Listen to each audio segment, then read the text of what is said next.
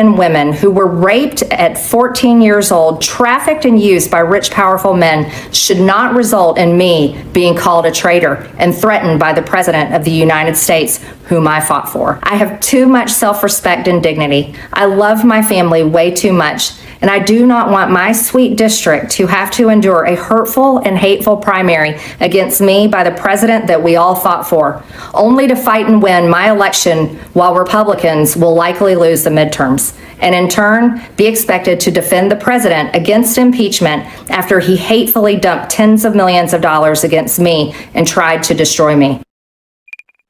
Are you willing to forgive Congresswoman Taylor Greene? Forgive for what? No, I just disagreed with her philosophy. She started backing perhaps the worst Republican congressman in our history, this stupid person named Massey. And I said, go your own way. And once I left her, she resigned because she would never have survived a primary. But I think she's a nice person. Okay, President Trump on Saturday with one of his less critical reactions to Republican Congresswoman Marjorie Taylor Greene's announcement on Friday that she will resign from Congress in January. Joining the conversation, we have MS Now national affairs analyst John Heilman. He is partner and chief political columnist at Puck, co-host of The Weeknight on MS Now, Simone Sanders Townsend, chief political reporter for the Atlanta Journal-Constitution, Greg Bluestein is here. He is also an MS Now analyst. Good to have you all on board. Pablo's still with us. So, Greg, what's your reporting? What's behind the resignation? I think part of it is exactly what she said there, which is she doesn't think Republicans will retake the House next year, and she'll have to answer all these questions about a guy who just called her a traitor and spent millions of dollars to defeat her. Mm-hmm. I do think she was going to be the favorite in her district, which is a very deep red Northwest Georgia district, but then she'd have to spend the next couple of years just defending Donald Trump. So do you think she would have won a primary? I do. Yeah. I do. I mean, she has steamrolled her competition every election. So even taking, because there have been some Republicans that have taken on Donald Trump and still won their primaries. Massey's one of them. But so you think if she had stayed in and run, she would have still won the primary? I do. I mean, you only have to look to 2022 in Georgia. You had 4 Republican incumbents who all faced Donald Trump back challengers. They all steamrolled their competitions. Yeah. And we had also 2 U.S. open U.S. House seats, both facing Trump-backed endorsements, and both the challengers, including Mike Collins, who's running for Senate now, he defeated a Trump-backed challenger as well. So there's a history of Georgia Republicans going against Trump. Why is that? It seems to me, and I'm not saying this trying to be funny, that only Georgia and Utah, sort of the only Republican states I'm aware of where primary voters will not punish you for crossing Donald Trump. Why? I think there's a couple things. One is that, there's a significant number of independent voters in Georgia. They tend to vote Republican, right? But they still are a plurality of the vote in most polls. So that's part of it too. But also there is that independent streak too from Republicans as well.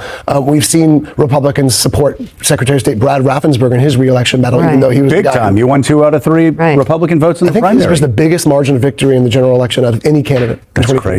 So, Greg, this is a stunning announcement. Even some of her closest allies only found out a few minutes before she posted the video. She did talk about it. She had been saying earlier in the week, too, that she was really rattled by the death threats she and her family had received after she dared cross President Trump. But I'm curious, how should we look at this in your estimation, big picture? Is because she was someone who had sort of found her voice. She defied Trump on a couple issues, not just Epstein, but also healthcare, other things. She apologized for her partaking in dangerous rhetoric. Mm-hmm. Is this something where I heard from people over the weekend who are like, we're going to miss her voice. Is this just another political victory for Trump that he drives yet another opponent off the stage? I think that's part of it, right? It does show that he is still, those questions about his legacy, his staying power with MAGA. Well, he just drove her off the political stage, but I don't think she's going anywhere also, right? I think her voice will still be out there, and there's a chance she still runs for office in Georgia in the midterm. There is still a governor's race. I don't think she's going to run for U.S. Senate, but she hasn't ruled out running for governor, and there's no clear front runner. Burt Jones, who's backed by Donald Trump, he's at 22% in the latest AJC poll, but it's kind of a muddle, and there's 55% of likely Republican voters who still haven't made up their minds. The driving force behind her decision, though, were the threats, or?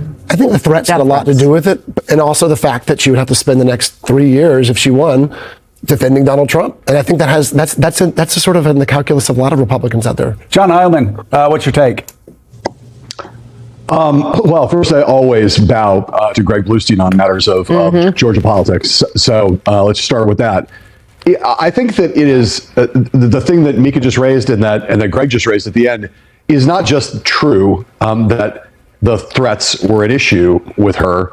But I think it's a good moment for everyone who covers politics, thinks about politics, participates in this, to kind of acknowledge a thing that a lot of people don't acknowledge as vociferously as they could or should, which is that the level of threat that people who are involved in national politics now, whether you're in media or whether you're in Congress, if you get targeted by, this is not exclusively a province of the right. There obviously has been political violence on the left, but the reality is that if you are someone who Donald Trump or the MAGA part of the political spectrum decides to attack and target vociferously or vehemently enough, you are under a kind of threat that I don't think even people who are pretty sophisticated or pretty capacious viewers of political television understand. Mika, Joe, you guys know because you talk to members of Congress, you talk to people who are under these kind of threats all the time. There are a lot of our colleagues, and along with many leading Democratic members of Congress, who've had to spend enormous amounts of money over the course of the past 2, 4, 6, 8 years to try to protect themselves, and particularly to protect their children. Marjorie Taylor Greene has 3 kids. They're all in their 20s. They're not little kids. But I think it would be hard for any of us, even acknowledging that people have faced threats, have faced swatting, the scary pizza deliveries in the middle of the night, all kinds of things. I don't think any of us has any ability to imagine what the last couple of weeks have been like for this particular woman being attacked by Donald Trump, and being attacked by Donald Trump the way he attacked her. For Donald Trump to call someone who was so core to the MAGA movement to declare her a traitor, I think the level of threat that she and her family are under right now has not been reported fully, and I think it's not fully understood by almost anyone except for her.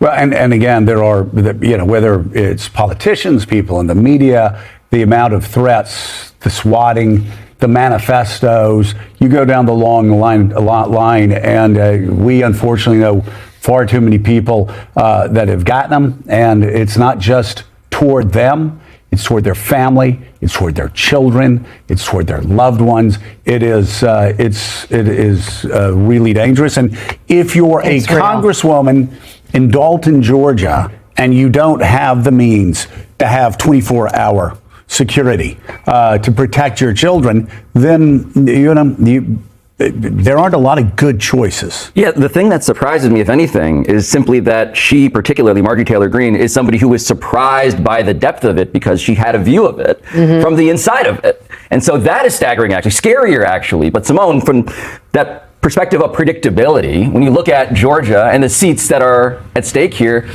what does this tell you about what to forecast and what this is going to look and feel like? Well, look, I think Congresswoman Marjorie Taylor Greene is a specific case, as we have all talked about. I think the broader forecast for Congress, frankly, and the House and the Senate, when you talk to Democrats and Republicans, is that this map is feeling very much so out of reach when it comes, and very hard when it comes to Republicans retaining their majority in the House. And I even have very serious senators saying that they believe the Senate is in play in places like Mississippi with Scott Holcomb. They're talking about a candidate that they believe can win statewide. Obviously, Sherrod Brown in Ohio. Obviously, Roy Cooper in North Carolina. Chuck Schumer and folks on the DSCC are very laser focused on taking back the Senate. But when it comes to, can I just say this part about Marjorie Taylor Greene? Because the thing for me was, I saw Wicked this weekend.